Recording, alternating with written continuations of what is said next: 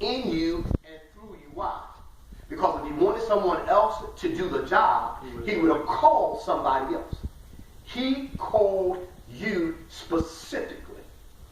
Also, this is something else that you need to understand, because we say God's call and your insecurities. Listen, this is something you need to understand. Do not despise your weakness. I'll say that again. Do not despise your weakness. Acknowledge the weakness. Why? Because it leads you to trust in God's strength. Don't despise your weakness. Acknowledge it. Understand it. It leads you to God and his strength. Okay, this is something else that you need to understand as we continue on with this. Listen, I said it previously, so I'll just reiterate it again.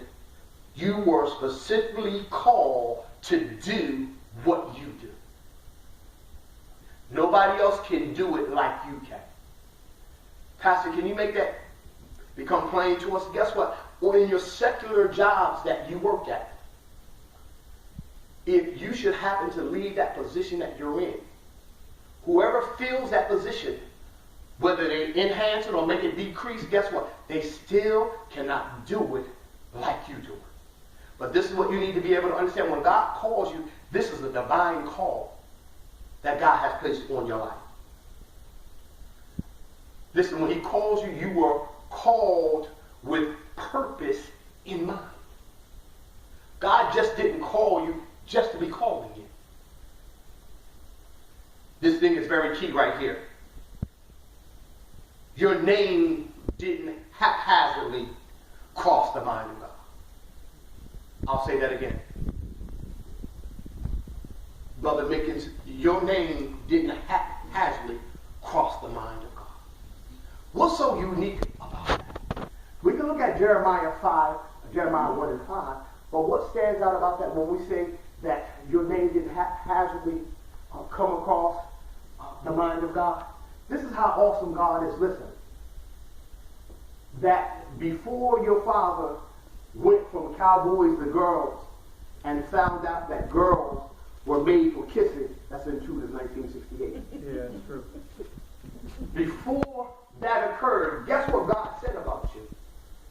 Before I formed you in the womb, I knew you. I already knew your name. And before you came forth out of the womb, it says sanctified. It means I set you apart. Even before you came on the scene, I set you apart for my purpose.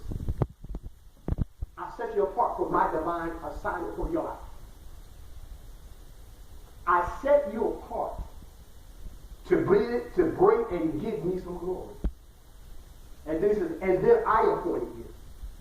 I placed my hands on you. This call is divine. I placed my favor on you. I've given you power what? To be a prophet to all nations. What is a prophet? A mouthpiece. When we talk about nations, what? To all people. You came on the scene with a purpose to do what? To make an impact in the generation that you're in, but also, guess what? To make an impact in the generation that you will leave behind when you're off the scene. In other words, God brought you on the scene to leave a legacy that points directly to him. Amen? This is something else that you need to understand. When God calls you, this will relieve you from dealing with anxiety. Stop looking at everybody else and what they're doing and how they're doing it. Do you know that you can line up 5 preachers and give them Psalms 23 and 1 and say, the Lord is my shepherd? And do you know that all 5 of those men of God are going to look at that text and they're going to present it to you from 5 different perspectives? Why? Because God is speaking to them in 5 different angles, what? To present his word to his people. Okay. So why is that so important? Your journey has been tailored to fit your skill set.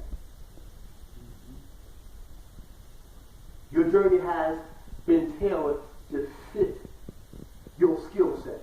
Understand, when God places a call on your life, God will never call you to a place that you're unable to fulfill what he's placed in your life. So when he calls you to a place, guess what? You have exactly everything that you need to accomplish the job. only one thing that will hinder you from accomplishing that job. And that's not Satan. That's you. God will never call you to a place that you cannot succeed. Here you go.